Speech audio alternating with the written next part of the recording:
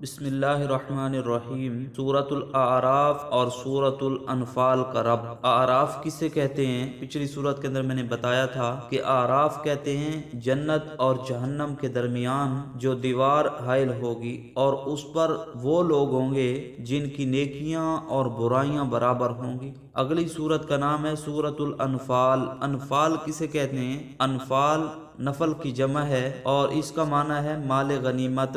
اللہ سورت انفال میں بیان فرمائیں گے کہ اعراف سے بچا کر جنت میں بھی داخل کریں گے، بلکہ دنیا کے اندر تمہیں فتح عطا کر کے انفال یعنی غنیمتیں بھی دیں گے، یعنی اعراف سے بھی بچائیں گے اور انفال بھی دیں گے۔ یہ ربط تھا ربط اسمی۔ اب ربط معنوی۔ ربط معنوی تین طرح کا ربط ہوگا۔ نمبر ایک، سورت اعراف میں فرمایا کہ مسئلہ توحید، اس کی وجہ سے مصائب آئیں گے، تکلیفیں آئیں گی، تنگ دل نہ ہونا، سابقہ انبیاء کی طرح صبر کرنا کہ مسئلہ پہنچانے کی وجہ سے تکلیفیں آئیں گی، مصائب آئیں گے، لیکن تنگ دل نہیں ہونا، بلکہ سابقہ انبیاء کی طرح کیا کرنا ہے؟ صبر کرنا ہے۔ اب سورت انفال میں کفار اور مشرکین کا زور ختم کرنے کے لیے، ان کا زور توڑنے کے لیے جہاد کا حکم نازل فرمایا گیا، یعنی اب صبر کا پیمانہ لبریز ہو چکا ہے، اب معاندین کا مقابلہ کرو، کب تک تم صبر کرتے رہو گے؟